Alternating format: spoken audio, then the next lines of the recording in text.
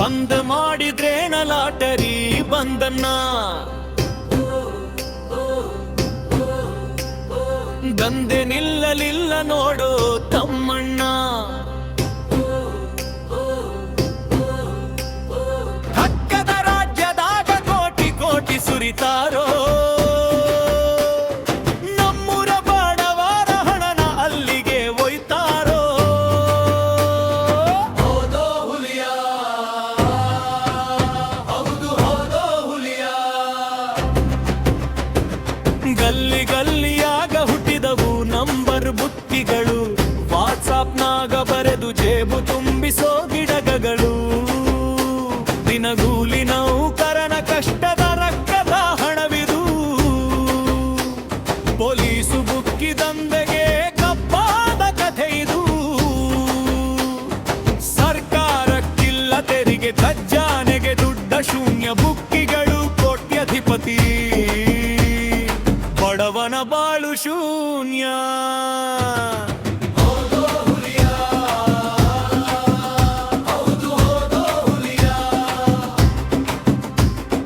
ಕೇರಳ ಗಡಿಯಾಗ ಪ್ರತಿದಿನ ಸಾಲು ಸಾಲು, ಟಿಕೆಟು ಕೊಳ್ಳೋಕೆ ನಮ್ಮವರದೇ ನೆರೆದ ಹಾಲು. ಯಾರೋ ಒಬ್ಬಂಗೇಲು ಕೊಡದು ಕೋಟಿ ಬಂತು, ಅದ ನೋಡಿ ಸಾವಿರ ಜನರಿಗೆ ಹುಚ್ಚು ಹಿಡಿಯಿತು. ನಮ್ಮ ರಾಜ್ಯದ ದುಡ್ಡು ಪಕ್ಕದ ಮನೆಗೆ ಹೋಗ್ತೈತೆ, ಅಲ್ಲಿನ ಸರ್ಕಾರಕ್ಕೆ ತೆರಿಗೆ ಲಾಭ ಸಿಗ್ತೈತೆ.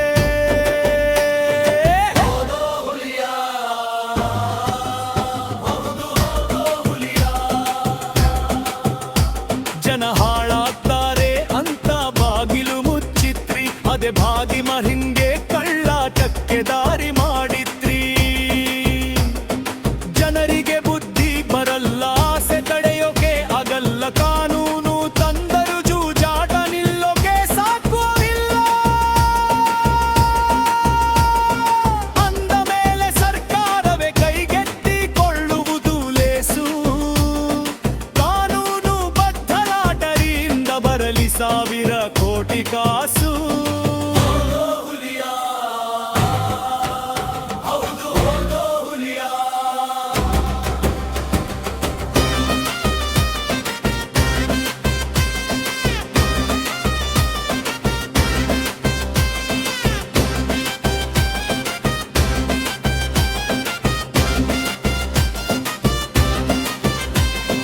ಡಿಜಿಟಲ್ ಲಾಟರಿ ತಂದು ಪಾರದರ್ಶಕ ಮಾಡಿ, ಬಂದ ಆದಾಯವ ಬಡವರ ಮನೆಗೆ ನೀಡಿ. ಆಸ್ಪತ್ರೆ ಶಾಲೆಗೆ ಆರೋಗ್ಯವೇ ಬೆಳಕಾಗಲಿ, ಅಕ್ರಮ ಮಟಕ ಬುಕ್ಕಿಗಳ ದಂಧೆ ಬಂದಾಗಲಿ. ಸತ್ಯ ಹೇಳೋಕೆ ನಮಗೇಕೆ ಬೇಕು ಭಯವು, ನ್ಯಾಯದ ಹಾದಿಯಲ್ಲಿ ಸಿಗಲಿ ರಾಜ್ಯಕ್ಕೆ ಜಯವು. ಬಂದ್ ಮಾಡಿದ್ರೇನು ಲಾಟರಿ ಬಂದನ್ನ, ತಂದೆ ನಿಲ್ಲಲಿಲ್ಲ ನೋಡೋ ತಮ್ಮನ್ನ. ಸರ್ಕಾರಕ್ಕೆ ಬರಲಿ ಆದಾಯದ ದಾರಿಯು, ಬಡವರ ಕಲ್ಯಾಣಕ್ಕೆ ಬಳಕೆಯಾಗಲಿ ಹಣವು.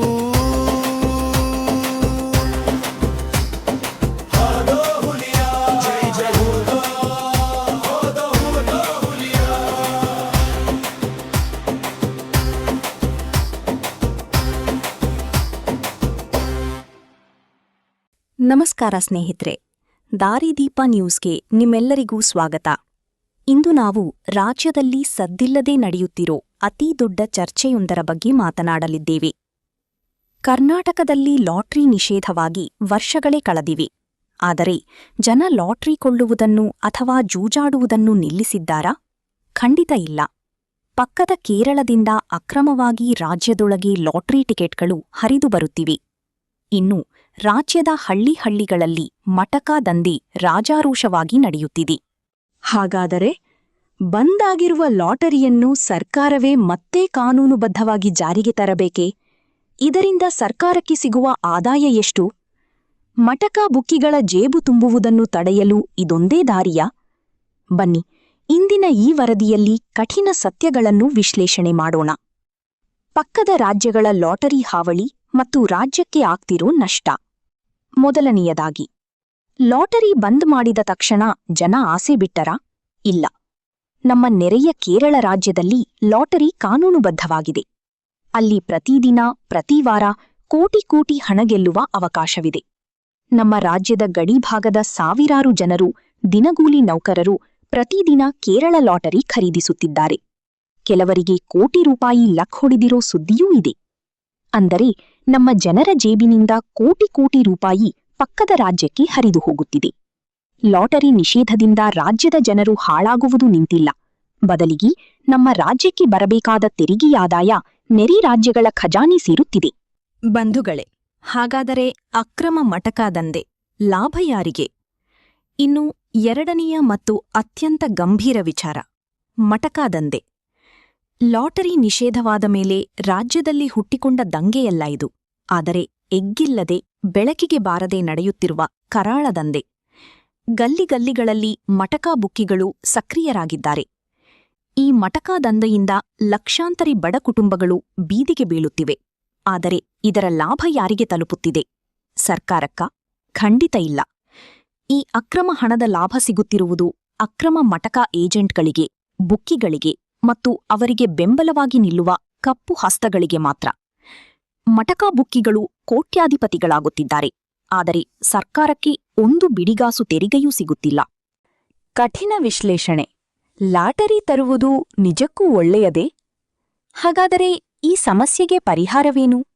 ರಾಜ್ಯದಲ್ಲಿ ಲಾಟರಿ ಪುನರಾರಂಭಿಸುವುದು ಸರಿಯೇ? ಪಕ್ಷವಾದ. ಸಾಧಕಗಳು. ಸರ್ಕಾರವೇ ಅಧಿಕೃತವಾಗಿ ಲಾಟರಿ ನಡೆಸಿದರೆ ಅಕ್ರಮ ಮಟಕ ಮತ್ತು ನೆರೆ ರಾಜ್ಯಗಳ ಲಾಟರಿ ಹಾವಳಿಗೆ ಬ್ರೇಕ್ ಬೀಳುತ್ತದೆ. ವಾರ್ಷಿಕವಾಗಿ ಸರ್ಕಾರಕ್ಕೆ ಸಾವಿರಾರು ಕೋಟಿ ರೂಪಾಯಿ ತೆರಿಗೆ ಆದಾಯ, ರೆವೆನ್ಯೂ ಸಿಗುತ್ತದೆ. ಈ ಆದಾಯವನ್ನು ಶಿಕ್ಷಣ, ಆರೋಗ್ಯ ಮತ್ತು ಬಡವರ ಅಭಿವೃದ್ಧಿ ಯೋಜನೆಗಳಿಗೆ ಬಳಸಬಹುದು. ಜನರು ಜೂಜಾಡುವುದನ್ನು ಸಂಪೂರ್ಣವಾಗಿ ತಡೆಯಲು ಸಾಧ್ಯವಿಲ್ಲದಿರುವಾಗ ಅದನ್ನು ಕಾನೂನಿನ ಚೌಕಟ್ಟಿಗೆ ತಂದು ಸರ್ಕಾರ ಆದಾಯ ಗಳಿಸುವುದು ಜಾಣತನ ಎನ್ನುವುದು ಕೆಲವರ ವಾದ. ಪ್ರತಿವಾದ. ಬಾಧಕಗಳು. ಆದರೆ ನಾಣ್ಯಕ್ಕೆ ಇನ್ನೊಂದು ಮುಖವಿದೆ. ಲಾಟರಿ ಸರ್ಕಾರಿ ಮುದ್ರೆ ಪಡೆದರೆ ಬಡ ಮತ್ತು ಮಧ್ಯಮ ವರ್ಗದ ಜನರು ಇನ್ನಷ್ಟು ಹೆಚ್ಚಾಗಿ ಚಟಕ್ಕೆ ದಾಸರಾಗುವ ಅಪಾಯವಿದೆ ಎನ್ನುವುದು ವಿರೋಧಿಸುವವರ ಕಳಕಳಿ. ಬಂಧುಗಳೇ, 2007 ಅಂದಿನ ಕರ್ನಾಟಕ ಸರ್ಕಾರ ಒಂದು ಐತಿಹಾಸಿಕ ನಿರ್ಧಾರ ತೆಗೆದುಕೊಂಡಿತು. ಲಾಟರಿಯಿಂದ ಬಡ ಕುಟುಂಬಗಳು ನಾಶವಾಗುತ್ತಿವೆ ಎಂದು ರಾಜ್ಯದಲ್ಲಿ ಲಾಟರಿಯನ್ನು ಸಂಪೂರ್ಣವಾಗಿ ನಿಷೇಧಿಸಿತು. ಆದರೆ ನಿಷೇಧವಾಗಿ 17 ವರ್ಷಗಳು ಕಳೆದ ಮೇಲೆ ಇವತ್ತು ಅನುಭವಿಸುತ್ತಿರುವ ಕಟು ಸತ್ಯವೇನು ಗೊತ್ತಾ? ಲಾಟರಿ ಬಂದಾಯ್ತು, ಆದರೆ ಜೂಜು ನಿಲ್ಲಲಿಲ್ಲ. ಲಾಟರಿಯ ಜಾಗಕ್ಕೆ ಅಕ್ರಮ ಮಟಕಾ ಸಿಂಡಿಕೇಟ್ ಬಂದು ಕುಳಿತಿದೆ. ಸರ್ಕಾರದ ಖಜಾನೆಗೆ ಬರಬೇಕಿದ್ದ ಸಾವಿರಾರು ಕೋಟಿ ರೂಪಾಯಿ ಇವತ್ತು ಭೂಗತ ದಂಧೆಯ ಕೋರಪಲ್ಲುಗಳ ನಡುವೆ ಕಪ್ಪು ಹಣವಾಗಿ ಹರಿದು ಹೋಗುತ್ತಿದೆ. ಜನರಿಗೆ ಬುದ್ಧಿ ಬರಲ್ಲ, ಹಾಳಾಗುವುದು ತಪ್ಪಲ್ಲ ಅನ್ನುವುದು ಒಂದು ಕಡೆಯಾದರೆ, ಸರ್ಕಾರವೇ ಕಣ್ಣು ಮುಚ್ಚಿ ಕುಳಿತು ಅಕ್ರಮ ದಂಧೆಗೆ ದಾರಿ ಮಾಡಿಕೊಟ್ಟಿದೆಯಾ ಎನ್ನುವುದು ಇನ್ನೊಂದು ಪ್ರಶ್ನೆ.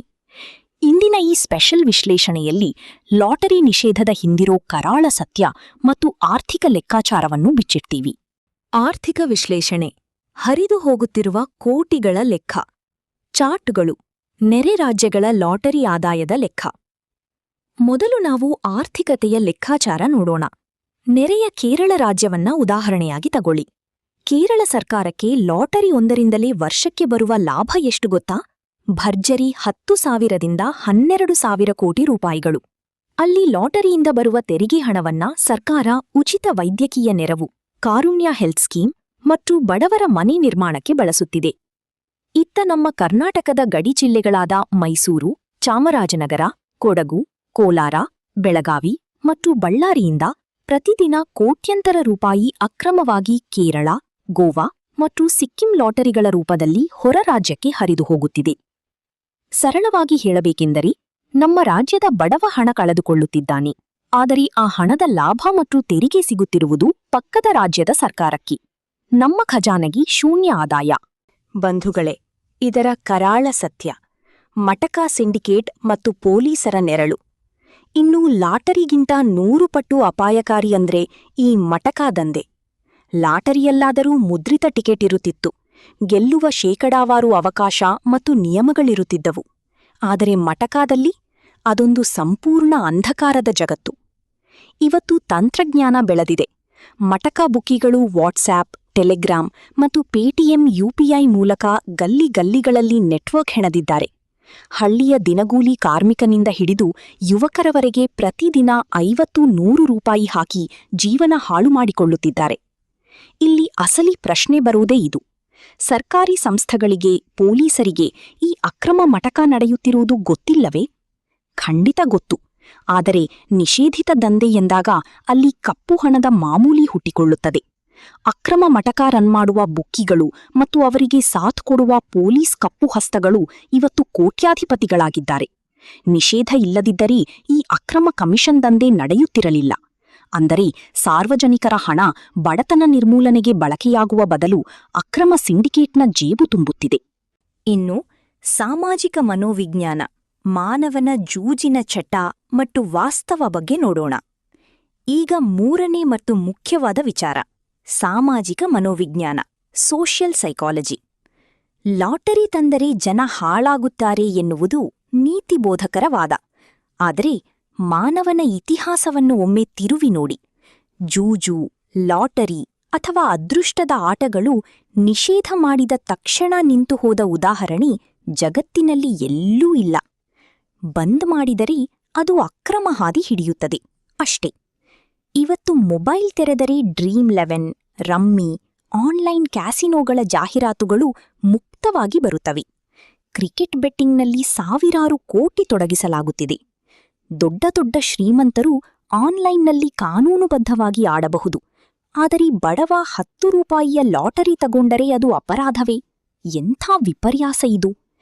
ಜನರು ಜೂಜಾಡುವುದನ್ನು ಸಂಪೂರ್ಣವಾಗಿ ತಡೆಯಲು ಸಾಧ್ಯವಿಲ್ಲ ಎನ್ನುವುದು ಸತ್ಯವಾದರೆ, ಅದನ್ನು ಅಕ್ರಮವಾಗಿ ನಡೆಯಲು ಬಿಟ್ಟು ಜನರನ್ನು ಲೂಟಿ ಮಾಡುವುದಕ್ಕಿಂತ ಸರ್ಕಾರವೇ ತನ್ನ ಹತೋಟಿಯಲ್ಲಿಟ್ಟುಕೊಂಡು ನಿಯಂತ್ರಿಸುವುದು ಜಾಣತನ ಅಲ್ವಿ? ಇನ್ನು ಇದರ ಪರಿಹಾರ ಮತ್ತು ಕಠಿಣ ತೀರ್ಮಾನ. ಹಾಗಾದ್ರೆ ಇದಕ್ಕೆ ಪರಿಹಾರವೇನು? ರಾಜ್ಯ ಸರ್ಕಾರ ಏನು ಮಾಡಬೇಕು? 1. ಪೇಪರ್ ಲಾಟರಿ ಅಲ್ಲ, ಡಿಜಿಟಲ್ ಪಾರದರ್ಶಕ ಲಾಟರಿ. ಹಳೆಯ ಕಾಲದಂತೆ ಗಲ್ಲಿಗಳಲ್ಲಿ ಲಾಟರಿ ಅಂಗಡಿಗಳನ್ನು ತೆರೆಯುವ ಬದಲು ಆಧಾರ್ ಲಿಂಕ್ಡ್ ಡಿಜಿಟಲ್ ಲಾಟರಿ ತರಬಹುದು. ಒಬ್ಬ ವ್ಯಕ್ತಿಗೆ ದಿನಕ್ಕೆ ಇಂತಿಷ್ಟೇ ಟಿಕೆಟ್ ಎಂದು ಲಿಮಿಟ್ ಸೆಟ್ ಮಾಡಬಹುದು. 2. ಆದಾಯದ 50% ಭಾಗ ಆರೋಗ್ಯ ಮತ್ತು ಶಿಕ್ಷಣಕ್ಕೆ. ಲಾಟರಿಯಿಂದ ಬರುವ ಸಾವಿರಾರು ಕೋಟಿ ಆದಾಯವನ್ನು ಸಂಪೂರ್ಣವಾಗಿ ಉಚಿತ ಶಿಕ್ಷಣ, ರೈತರ ಸಾಲಮನ್ನಾ ಅಥವಾ ಸರ್ಕಾರಿ ಆಸ್ಪತ್ರೆಗಳ ಅಭಿವೃದ್ಧಿಗೆ ಬಳಸುವುದಾಗಿ ಕಾಯ್ದೆ ಮಾಡಬೇಕು. 3. ಮಟಕ ದಂಧೆಯ ವಿರುದ್ಧ ಝೀರೋ ಟಾಲರೆನ್ಸ್. ಸರ್ಕಾರವೇ ಅಧಿಕೃತ ಲಾಟರಿ ತಂದ ಮೇಲೆ ಅಕ್ರಮ ಮಟಕ ನಡೆಸುವವರ ಮೇಲೆ ಗೂಂಡಾ ಕಾಯ್ದೆಯಡಿ ಕಠಿಣ ಕ್ರಮ ಕೈಗೊಳ್ಳಬೇಕು. ಕೊನೆಯದಾಗಿ, ಕಣ್ಣು ಮುಚ್ಚಿ ಕುಳಿತರೆ ಜಗತ್ತು ಕತ್ತಲಾಗಲ್ಲ. ನಾವು ಲಾಟರಿ ನಿಷೇಧಿಸಿದ್ದೇವೆ ಎಂದು ಸರ್ಕಾರಗಳು ಕಾಗದದ ಮೇಲೆ ಸತ್ಯ ಹರಿಶ್ಚಂದ್ರರಂತೆ ನಟಿಸಬಹುದು. ಆದರೆ ಬಾಗಿಲ ಹಿಂದೆಯಷ್ಟೇ ಮಟಕ ದಂಧೆ ವಿಜೃಂಭಿಸುತ್ತಿದೆ. ನೆರೆ ರಾಜ್ಯಗಳು ನಮ್ಮ ಹಣದಿಂದ ಶ್ರೀಮಂತವಾಗುತ್ತಿವೆ. ಬಡವರನ್ನು ತಡೆಯಲು ಸಾಧ್ಯವಿಲ್ಲದ ಮೇಲೆ ಅಕ್ರಮ ದಂಧೆಕೋರರು ಕೋಟ್ಯಾಧಿಪತಿಗಳಾಗುವುದನ್ನು ನೋಡುವುದು ಸರಿಯೇ? ಅಥವಾ ಸರ್ಕಾರವೇ ಇದನ್ನು ಕಾನೂನುಬದ್ಧಗೊಳಿಸಿ ಬರುವ ಆದಾಯವನ್ನು ಮತ್ತೆ ಬಡವರ ಕಲ್ಯಾಣಕ್ಕೆ ಬಳಸುವುದು ಸರಿಯೇ? ಈ ಕಠಿಣ ಪ್ರಶ್ನೆಗೆ ನಿಮ್ಮ ಉತ್ತರವೇನು? ಧೈರ್ಯವಾಗಿ ನಿಮ್ಮ ಅನಿಸಿಕೆಯನ್ನು ಕಾಮೆಂಟ್ ಬಾಕ್ಸ್ನಲ್ಲಿ ಬರೆಯಿರಿ. ಈ ವರದಿ ಸರ್ಕಾರಕ್ಕೆ ತಲುಪುವಂತಾಗಲು ವಿಡಿಯೋವನ್ನು ಪ್ರತಿಯೊಬ್ಬರಿಗೂ ಶೇರ್ ಮಾಡಿ, ಲೈಕ್ ಮಾಡಿ, ಸಬ್ಸ್ಕ್ರೈಬ್ ಆಗಿ. ಮುಂದಿನ ಸಂಚಿಕೆಯಲ್ಲಿ ಮತ್ತೆ ಭೇಟಿಯಾಗೋಣ. ಧನ್ಯವಾದಗಳು.